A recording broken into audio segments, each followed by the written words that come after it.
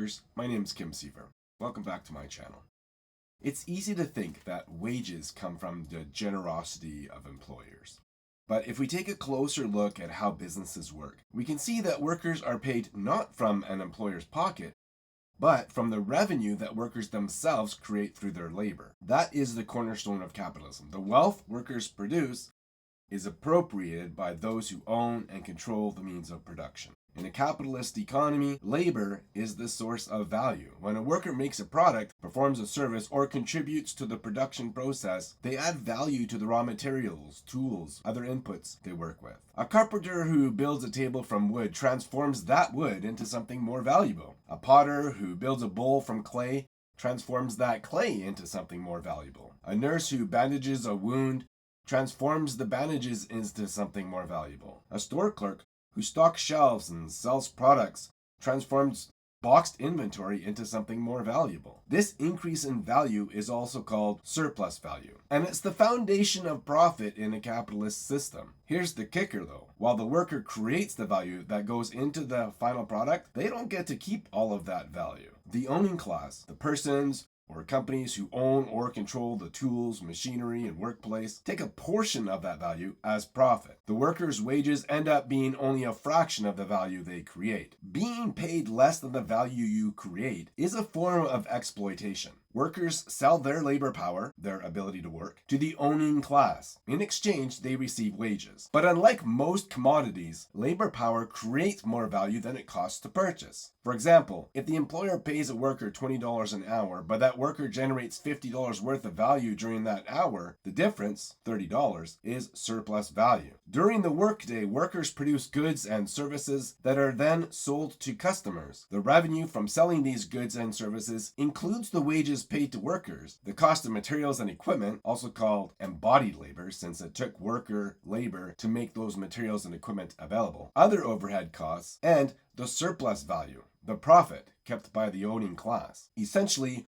workers are paid from the revenue their own labor generates. However, they receive just a small share of the value they create. The rest is appropriated by the owning class. Imagine a worker at a factory making $100 worth of products in a single day. Out of this $100, the employer pays the worker $20 in wages. The remaining $80 is divided between covering material costs, overhead expenses, and profit. If we assume $40 goes to materials and other operating costs, then $40 remains as profit. That $40 represents the surplus value created by the worker but kept by the owning class. This surplus value is the foundation of the accumulation of wealth by the owning class. The more surplus value the owning class can extract from workers, the more profit they make. This is why the owning class always looks for ways to increase productivity while keeping wages as low as possible. They do this through longer work hours, production quotas, less safe working conditions, hiring workers who are less likely to complain, and implementing automation. Every measure aims to maximize the extraction of surplus value. Common rhetoric often portrays employers as benefactors who create jobs and pay wages out of their own generosity. In reality, jobs exist because worker labor generates revenue and profit for the employer. If a business couldn't make more money from a worker than it pays them, that job wouldn't exist. Take, for example, a retail worker earning a minimum wage. Every hour, their labor helps sell products and generate revenue for the store. The employer, however, pays them a fraction of what their work actually contributes to the business. The rest of the value the retail workers create is captured as profit, which might go toward expanding the business, paying shareholders, or increasing executive compensation. If workers produce all the value, why don't they receive the full amount? The answer lies in who owns the means of production. The factories, offices, tools, and machinery needed to produce goods and services. Under capitalism, these are privately owned by the owning class, the capitalists, those who spent the capital to start the company, not by the workers who use them. Which brings up another point I often hear raised when discussing profit and surplus labor value. The owning class puts up the initial capital,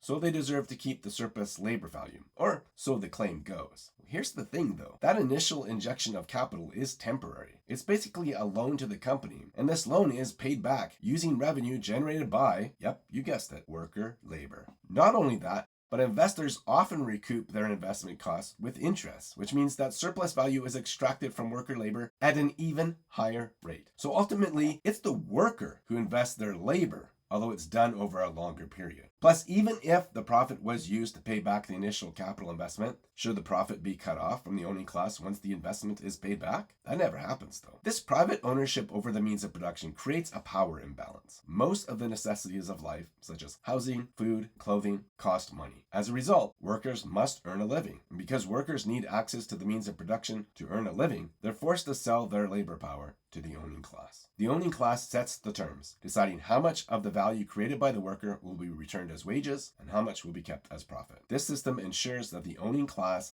remains in control of wealth and power while workers stay dependent on wages to survive. And if the worker tries to negotiate their wages when they're hired, suggesting that the owning class isn't paying them enough for their labor, they're shown the door, and the owning class hires someone who will accept the wages they offer. There's no real sense of negotiation in a job interview. This system of wage labor has profound implications for workers and society as a whole. Since the owning class extracts surplus value from workers, wealth accumulates at the top. Over time, this creates massive economic inequality, with a small elite controlling most of the wealth while the majority of the population struggle to make ends meet. Under capitalism, workers are alienated from their labor.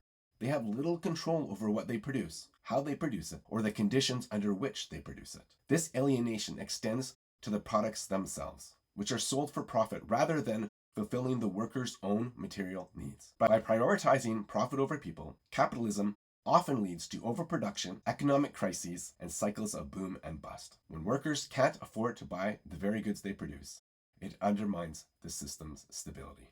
What's the solution?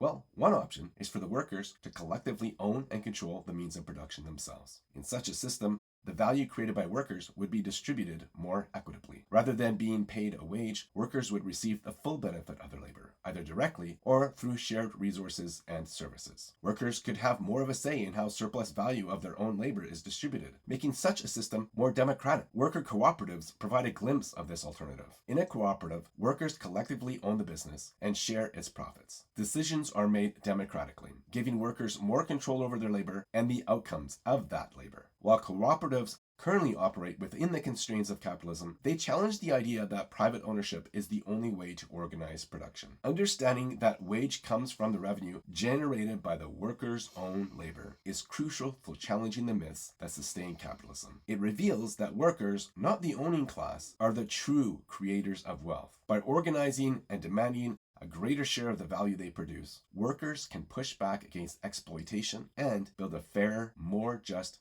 economy. This also highlights the importance of class solidarity. When workers recognize their shared interests, they can collectively fight for higher wages, better working conditions, and systemic change. From unionizing workplaces to advocating for policies that prioritize people over profits, there are countless ways to challenge the status quo. And it potentially pushes us toward a society where we can take care of those unable to create surplus value through their own labor, such as children, stay-at-home parents and other caregivers, retirees, students, disabled folks, and so on. Solidarity.